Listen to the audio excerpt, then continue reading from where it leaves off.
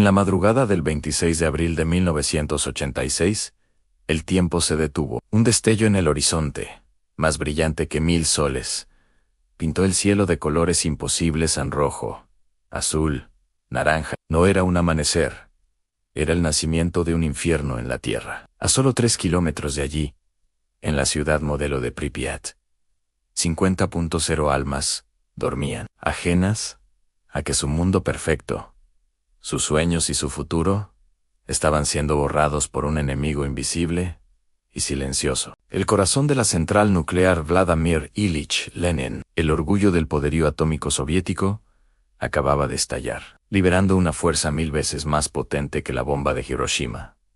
Este no es solo el relato de un desastre industrial, es la crónica de mentiras, heroísmo, sacrificios impensables y un legado radiactivo que, 40 años después, sigue latiendo bajo una coraza de hormigón. ¿Estás listo para descender al corazón del reactor 4? Porque la verdad de lo que ocurrió aquella noche es mucho más aterradora y compleja de lo que jamás te han contado. La noche del 25 de abril era una noche como cualquier otra en la central. Se planeaba una prueba de seguridad, algo que se consideraba rutinario. El objetivo comprobar si las turbinas de vapor, en caso de un apagón total, podrían seguir generando electricidad por inercia durante el minuto crítico que tardaban en arrancar los generadores diésel de emergencia. Era una prueba para un escenario improbable, una ironía cruel del destino.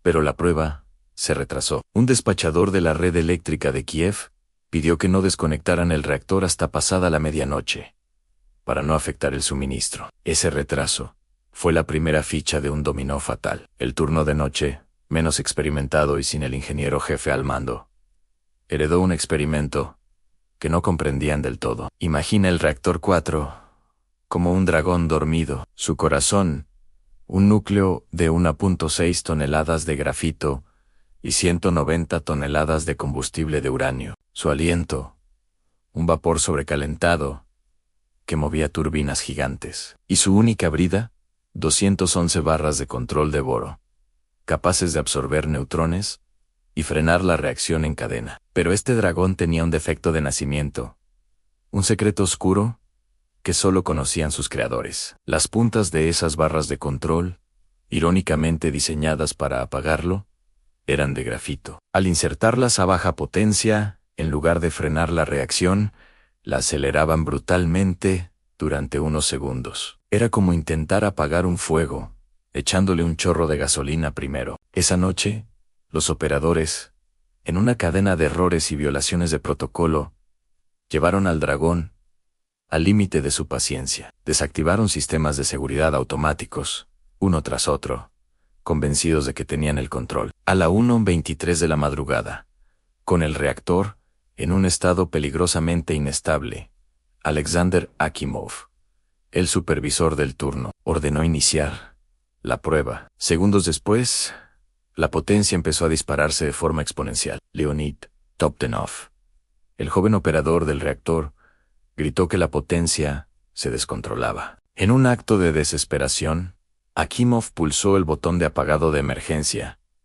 El HAS-5 fue el beso de la muerte. Las 211 barras de control comenzaron a descender. Sus puntas de grafito entraron en el núcleo inestable y provocaron el pico final de energía. En menos de 7 segundos, la potencia del reactor se multiplicó por 100. 2 explosiones masivas, primero de vapor y luego de hidrógeno, reventaron el edificio del reactor. La losa de hormigón, de 2.0 toneladas, que cubría el núcleo, saltó por los aires como la tapa de una olla a presión, dejando el corazón radiactivo del dragón expuesto al cielo nocturno. Valery Hodemchuk, un operario de la sala de bombas de circulación, se convirtió en la primera víctima. Su cuerpo, vaporizado por la explosión, nunca fue encontrado. Su tumba es el sarcófago del reactor 4, en la sala de control.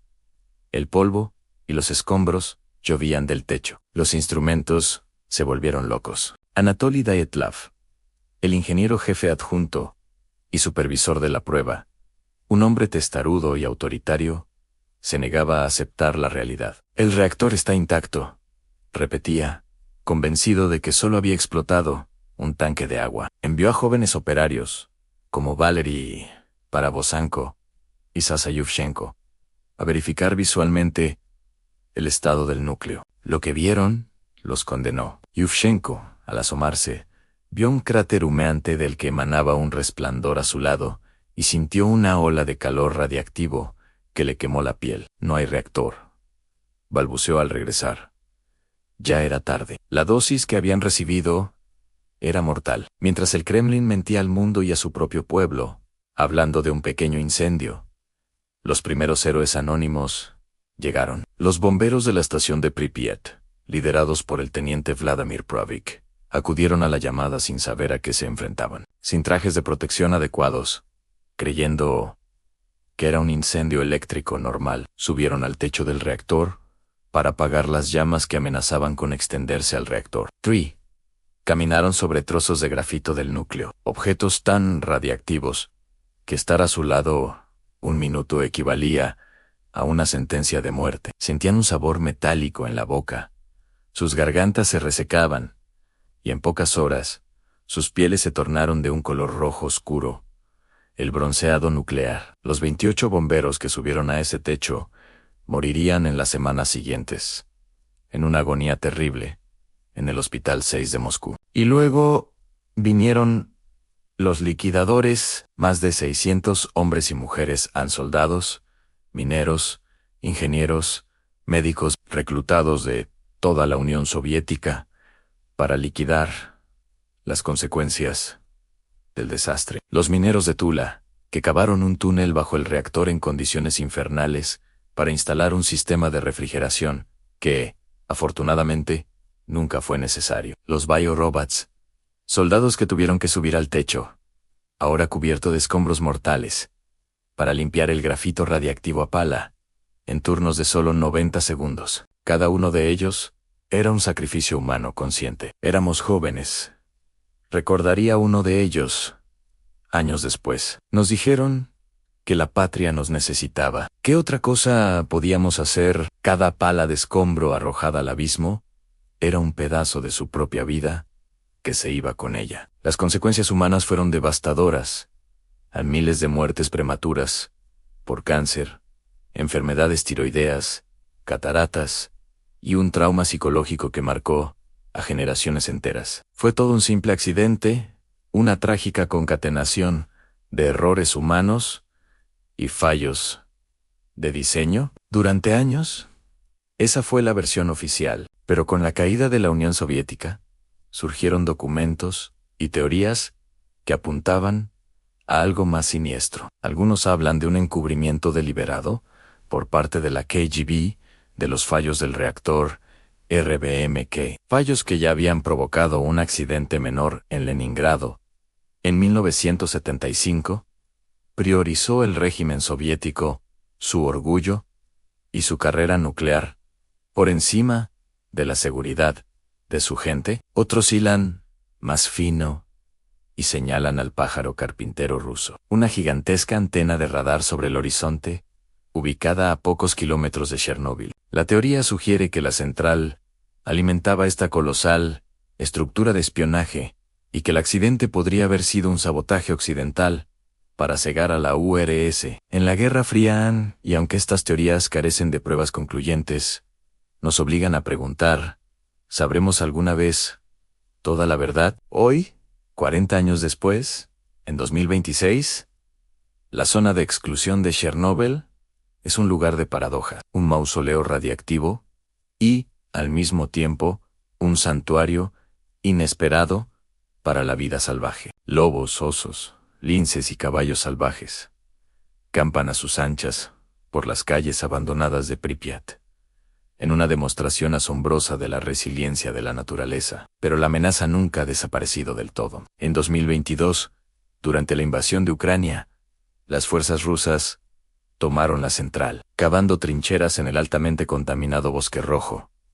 Un acto de ignorancia suicida. Y en 2025, un ataque con drones, atribuido a grupos paramilitares, impactó cerca del nuevo confinamiento seguro. La gigantesca cúpula de acero que ahora cubre el sarcófago original recordándonos la fragilidad de la seguridad en un mundo inestable. El monstruo sigue ahí, dormido pero no muerto, bajo su coraza de metal.